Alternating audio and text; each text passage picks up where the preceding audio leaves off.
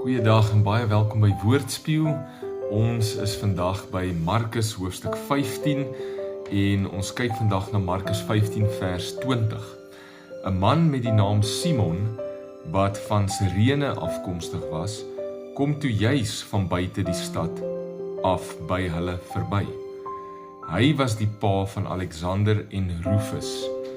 Die soldate kommandeer hom toe op om Jesus se kruis te dra.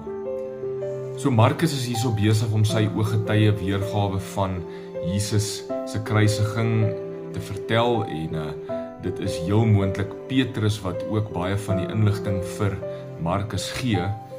En hierdie gedeelte wat ons hier lees is die gedeelte waar Jesus nog besig is om te loop na die plek Golgotha waar hy gekruisig gaan word en hy dra sy kruis, maar dit raak vir hom te moeilik en ons ken die storie dat 'n soldaat vir Simon vat en vir hom sê, hoorie, so dra jy hierdie kruis verder.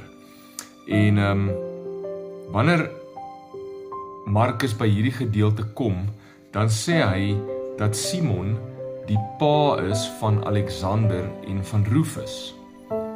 Daar word vermoed dat Markus dit doen omdat sy lesers bekend was met Alexander en Rufus, omdat hulle teen die tyd dat Markus hierdie evangelie skryf, aktief in die kerk betrokke was en sy lesers sou weet wie hierdie Alexander en Rufus is. Paulus verwys dalk ook heel moontlik later na hierdie selfde Rufus in sy brief aan die kerk in Rome. En ons lees daarvan in Romeine hoofstuk 16 vers 13.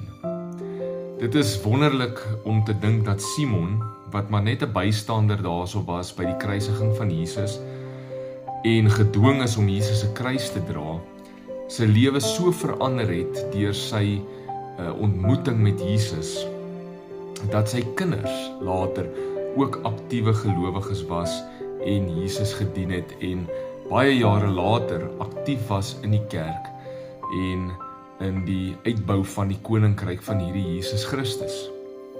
Dit herinner my net weer aan die impak wat dit kan hê wanneer ek die Here dien, wanneer ek 'n besluit maak om meer toegewyd aan die Here te leef. Wat 'n impak het dit in my kinders se lewe? Wat 'n impak het dit in mense om my se lewens?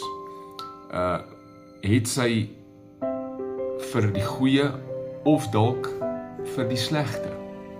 Ek kan goed doen wat inspirasie vir ander sal wees en hulle kan beïnvloed op 'n positiewe manier, of ek kan terughou en ek kan keuses maak om gemaklik nou maar eerder aan te gaan en dit kan 'n negatiewe effek hê op die generasies wat kom of om mense om my.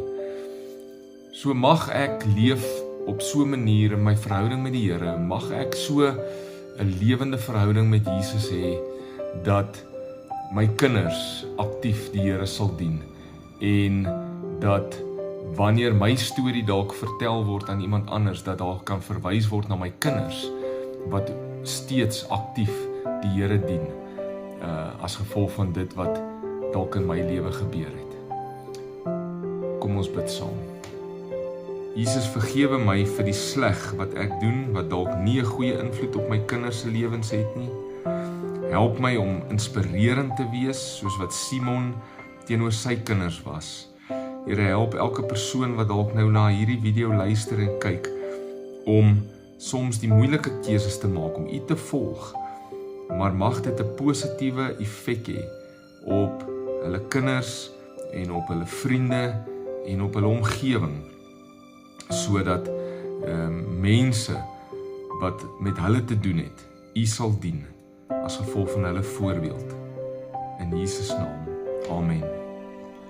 Mag jy 'n wonderlike dag vandag verder hê, tot môre.